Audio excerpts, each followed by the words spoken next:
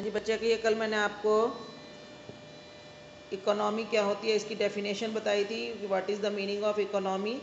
कि एक सिस्टम है जहाँ पर बहुत सारे रिसोर्सेज होते हैं, land, labour, capital and entrepreneur, चार जो रिसोर्सेज होते हैं प्रोडक्शन के, और उन प्रोडक्शन के रिसोर्सेज को ये यूज़ करके प्रोडक्शन एक्टिविटीज़ करती है, और इसी से जो है वहाँ के लोगों को अपना लिवलीहुड अर्न करने का मौका मिलता है। तो it is the group of institutions, ये जो है इंस्टीट्यूशंस का ग्रुप है जो एक दूसरे के ऊपर डिपेंडेंट होते हैं, तो उसको हम इकोनॉमी बोलते हैं। फिर मैंने आपको प्रॉब्लम ऑफ चॉइस बताई थी कि प्रॉब्लम ऑफ चॉइस यही होती है कि हम अपने जो रिसोर्सेज हैं उनको यूज़ करके हम अपनी कौन सी आवश्यकता को पहले पूरा करें। और ये प्रॉब्लम अराइज इसीलिए होती है क्योंकि स्केर्सिटी ऑफ रिसोर्सेज है, कि इन जो हमारे पास प्रोडक्शन के हाँ जी, तो हमने बताया कि प्रॉब्लम ऑफ चॉइस इसीलिए अराइज होती है क्योंकि इन रिसोर्सेज की स्केर्सिटी है। अगर ये रिसोर्सेज हमारे पास अनलिमिटेड क्वांटिटी में होते तो ये प्रॉब्लम अराइज ना होती। लिमिटेड रिसोर्सेज हैं, अनलिमिटेड वांट्स हैं। हमारी वांट्स का मतलब बेटा है ज़रूरतें, हमारी ज़रूरतें बहुत ज़्यादा हैं और हमारे पास जो अवेलेबिलिटी ऑफ रिसोर्सेज है वो बहुत कम है। तो इसी वजह से, और फिर जो रिसोर्सेज हैं उनके बहुत सारे यूजेस हैं। अगर ये तीनों चीज़ें बातें ना होती तो हमारे सामने प्रॉब्लम ऑफ चॉइस आती ही ना, हम जो है आसानी से अपने रिसोर्सेज को यूज़ कर सकते थे। अब जब हम इकोनॉमिक्स की बात करते हैं तो हमारा ऑब्जेक्टिव यही होता है कि हम अपने इन रिसोर्सेज को इस तरीके से यूटिलाइज़ करें कि हमारे जो हैं ज़्यादा से ज़्यादा ज़रूरतों को हम कम से कम रिसोर्सेज में पूरा कर सकें और उन ज़रूरतों को पहले पूरा कर पाएँ जो सबसे ज़्यादा ज़रूरी है। यानी हमें अपनी कुछ ज़रूरतों को भूल कर उन ज़रूरतों का कुछ, अपनी ज़रूरत मतलब यहाँ पर बेटा वांट्स है, वांट्स को हम अपनी सेक्रीफाइस करके ही हम अपनी अदर वांट्स को पूरा कर सकते हैं। तो हमारी अनलिमिटेड वांट्स होने के कारण हमें सोचना पड़ता है, चूज़ करना पड़ता है कि हम कौन सी ज़रूरतों को पहले पूरा करें और कौन सी ज़रूरतों को हम बाद के लिए पोस्टपोन कर सकते हैं या हम उनको लीव छोड़ सकते हैं, सेक्रीफाइस कर सकते हैं। ये हमें सोचना पड़ता है। इसके बाद रिसोर्सेज हैव अल्टरनेटिव यूजेस, ये हो चुका। अब what are the central problem of an economy, ये भी मैंने कल आपको बताया था कि प्रॉब्लम है प्रॉब्लम ऑफ रिसोर्स एलोकेशन, कि हम अपने रिसोर्सेज को कहाँ पर एलोकेट करें। व्हाट टू प्रोड्यूस, हम किस चीज़ को पहले प्रेफरेंस दें। हाउ टू प्रोड्यूस, हम कौन सी टेक्निक ऑफ प्रोडक्शन लगाएं, ठीक है, कि हम लेबर इंटेंसिव टेक्निक लगाएं या कैपिटल इंटेंसिव टेक्निक लगाएं। और फिर हमारे सामने तीसरी प्रॉब्लम है हम किसके लिए प्रोड्यूस करें, हम किस तरीके से हम फैक्टर्स को सैलरी दें, वेजेस दें, रेट इंटरेस्ट दें, रेंट दें, कि जो है हमारा जो सामान बनकर तैयार हुआ है, जो भी हमारा प्रोडक्शन है वो आसानी से बिक सके। अब हमारा इसमें नेक्स्ट बहुत इंपॉर्टेंट टॉपिक है, वो है प्रोडक्शन पॉसिबिलिटी कर्व।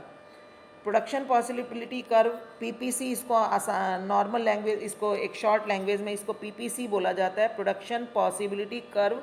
जैसा कि नाम से ही पता चल रहा है कि ये एक कर्व है। कर्व मतलब एक ग्राफ है एक तरह से, जिसमें हम अपने रिसोर्सेज को यूज़ करते हुए इन्हीं दो चीज़ों की, प्रोडक्शन की डिफरेंट पॉसिबिलिटीज़ को स्टडी करते हैं। हम ये देखते हैं कि हम अगर अपने सारे रिसोर्सेज का यूज़ करें किन्हीं दो चीज़ों के ऊपर तो क्या क्या प्रोडक्शन की पॉसिबिलिटीज़ हैं। जैसा कि कल मैंने अभी आपको बताया कि जब हम अपने रिसोर्सेज को एक जगह एक चीज़ के प्रोडक्शन में इन्वॉल्व कर देते हैं, लगा देते हैं, तो हमें दूसरी चीज़ का प्रोडक्शन छोड़ना पड़ता है। बेटा बहुत ही सिंपल सी बात है ये, जैसे कि मैंने आपको कल भी बताया था कि मान लो आपके पास एक लैंड है, ज़मीन है, या एक लेबर है। अगर आपने एक लेबर को बिल्डिंग के कंस्ट्रक्शन में लगा दिया तो आपको एग्रीकल्चर प्रोडक्शन का की पॉसिबिलिटीज़ को छोड़ना पड़ेगा। तो इसका मतलब क्या है कि आप अगर एक चीज़ को पाना चाहते हैं तो आपको दूसरी चीज़ को छोड़ना ही पड़ता है। ये हमारी एक नॉर्मल कंडीशंस होती हैं। ऐसा नहीं होता कि हम दोनों चीज़ों को, एक चीज़ को बढ़ा दें और दूसरी चीज़ को हम ना घटाएं, ठीक है। तो इसी तरह से जो पीपीसी कर्व होता है, तो देखो PPC curve is the locus of points depicting various possible combinations of goods and services. Those can be produced at the given technology and utilizing the resources at the full employment level. तो बेटा जैसे आपको definition में भी दिख रहा है कि एक लोकस ऑफ पॉइंट है। लोकस ऑफ पॉइंट एक तरह से मतलब रेखा है, लाइन है, सारे डिफरेंट डिफरेंट पॉइंट्स का एक समूह है जो हमारी वेरियस पॉसिबल कॉम्बिनेशंस कि अगर हम अपने जो रिसोर्सेज हैं उनको पूरा पूरा यूज़ कर लें तो हमारे क्या क्या कॉम्बिनेशंस पॉसिबल हैं दो चीज़ों के बनाने के। ठीक है, it gives the maximum limits of possibilities of producing any two commodities reutilizing the resources at the full employment level. ठीक है, ये यही बताता है कि आपकी कौन कौन सी पॉसिबिलिटीज़ हैं जो हम दो कमोडिटीज़ के कौन कौन से कॉम्बिनेशंस हैं जो हम प्रोड्यूस कर सकते हैं utilising our resources. This curve is drawn on the concept of marginal opportunity cost of producing one commodity. Marginal opportunity cost का मतलब क्या है कि अगर आप कोई चीज़ बना रहे हो तो हम जब हम एक चीज़ को बनाने के लिए बढ़ाने के लिए एक चीज़ का प्रोडक्शन बढ़ाने के लिए जो दूसरी चीज़ की जितनी क्वांटिटी हमें सेक्रीफाइस करनी पड़ती है तो उसको हम जिस चीज़ को हम बढ़ा रहे हैं उसकी वो अपॉर्चुनिटी कॉस्ट मानी जाती है। देखो जैसे कि मान लो आपने एक लैंड है जिसके ऊपर आप कोई भी दो चीज़ें प्रोड्यूस कर सकते हो, जैसे राइस और क्लॉथ की बात हो रही है। मान लो ये आपको एक हम मान लो मेरे पास अपने सारे रिसोर्सेज को अगर मैं यूज़ करूं तो मैं या तो राइस बना सकती हूँ या क्लॉथ बना सकती हूँ या उन दोनों के बीच का कोई कॉम्बिनेशन बना सकती हूँ, उन दोनों के मतलब क्वांटिटी का कॉम्बिनेशन। तो जो पीपीसी कर्व है वो उन कॉम्बिनेशंस की विभिन्न पॉसिबिलिटीज़ को दिखाता है।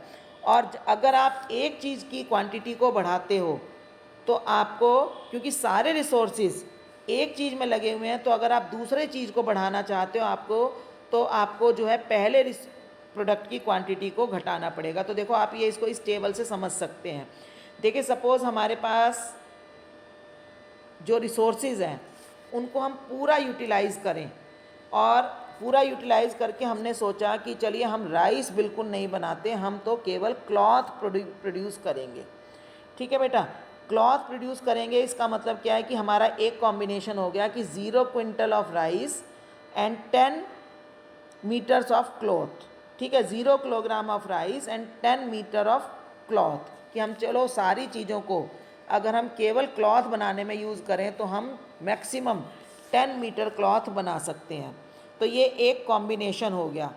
ठीक है, अब हमारे पास एक दूसरा कॉम्बिनेशन है जिसमें कि अगर हम चाहते हैं कि नहीं हमें तो 1 किलो राइस भी चाहिए तो हमें अपने कुछ रिसोर्सेज को क्लॉथ की प्रोडक्शन से हटाकर राइस की प्रोडक्शन में इन्वॉल्व करना पड़ेगा, वहाँ पर एम्प्लॉय करना पड़ेगा। अब जब क्लॉथ की प्रोडक्शन में से हम कौन से रिसोर्सेज को हटाएंगे, हम ऐसे रिसोर्सेज को हटाएंगे जो क्लॉथ की प्रोडक्शन में उतने अच्छे नहीं थे जितना वो राइस की प्रोडक्शन में हो सकते हैं। तो हमने सेम जो है 1 किलो राइस लेने के लिए क्लॉथ में से जब कुछ रिसोर्सेज को हटाया तो हमारा 1 यूनिट ऑफ क्लॉथ कम हो गया। ठीक है बेटा, तो यहाँ पर क्या हुआ कि 1 किलो राइस लेने के लिए हमें 1 मीटर क्लॉथ का सेक्रीफाइस करना पड़ा कॉम्बिनेशन बी में। तो बेटा ये जो है MRT marginal rate of technical substitution cloth का राइस के लिए हो गया 1, जैसे आपको टेबल में यहाँ पर दिखाई दे रहा है।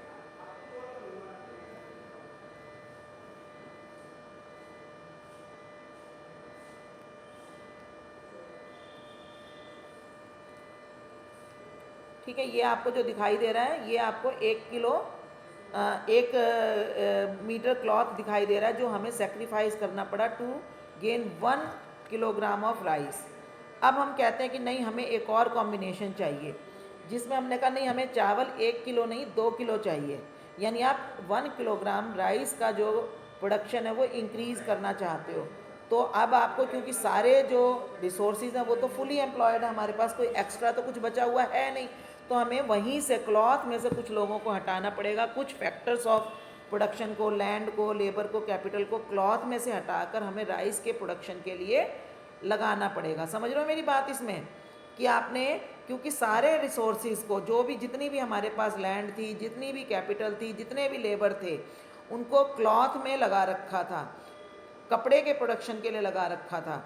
तो अगर आप अब राइस का प्रोडक्शन चाहते हो तो नेचुरल बात है हमें कपड़े के प्रोडक्शन में से ही चीज़ों को निकाल कर राइस के प्रोडक्शन के लिए लगाना पड़ेगा। तो पहली बार में जब हमने 1 किलो 0 से 1 पर जब हम गए तो हमें केवल 1 मीटर कपड़े की सेक्रीफाइस करके हमारा राइस प्रोड्यूस हो गया।